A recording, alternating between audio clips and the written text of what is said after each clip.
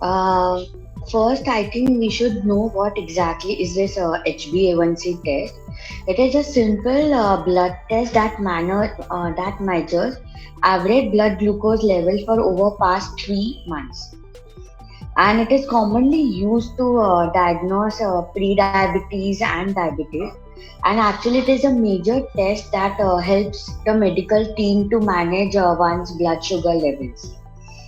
And most important thing is you don't require any preparation for the test, or no fasting is required. And normal values are below 5.7. And if it is between 5.7 to 6.4, we label it as a pre-diabetic. And if it is above more than 6.4, we label it as a diabetic mellitus. And it is important test because it correlates with long term complications of diabetes.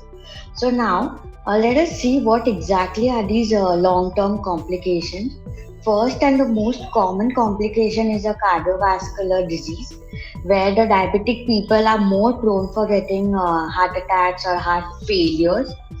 Second most important long term complication is stroke. We call it as a cerebrovascular accident.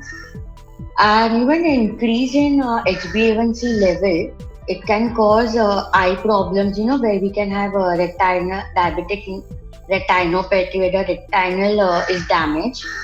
There are also nerve problems where it is most commonly like peripheral neuropathies, where you constantly have tingling, numbness, and cramps over legs. And at times, it also leads to severe night pains, where patients' sleep is also disturbed. So this HbA1c test is important because it all correlates to these kind of complications. So higher the HbA1c levels, you are at a higher risk of getting these complications. So even a 1% decrease in HbA1c will reduce at least 40 to 50% risk of getting all these complications. According to me, HbA1c levels should be measured every 3 monthly or 6 monthly, as per your doctor's suggestion. Yeah, so according to me, as it is a myth question, it is definitely a myth because diabetes cannot be cured by fasting. First, we need to correct our sentence that there is no cure for diabetes. It can only be controlled. We cannot cure diabetes.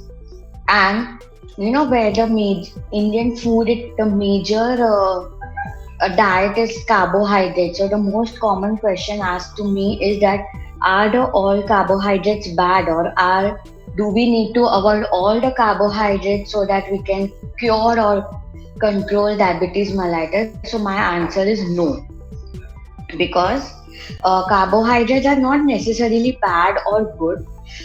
So when it comes to choosing between what kind of a carbohydrates we need to eat and what we need to avoid, one thing we should keep into mind that the food or a carbohydrate that is having low glycemic index should be consumed rather than the one who are having high glycemic index, because the food who are having high glycemic index increases the blood glucose levels. So now let me give you the list about what to be chosen and what not to be chosen. First, let's see about what to be chosen is we need to choose a whole grain, that is a whole grain bread or bun, cereals, barley or wheat pastas, fresh fruits, sweet potatoes, beans, chickpeas, or lentils.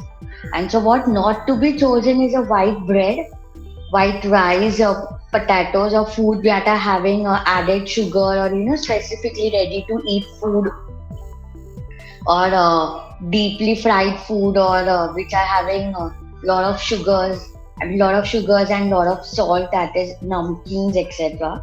Juicy soda and a sweetened drink should be avoided. Any processed cereals or refined cereals should be avoided. So basically, it should be avoided. But in diabetes, if we have to control, moderation is the key. You cannot completely bring down to zero. Only thing is we need to eat in moderation. We need to calculate each and every calories what we are eating, and then we have to manage it by either burning out those calories by doing exercises or just avoiding for such high calorie foods for 1 or 2 days.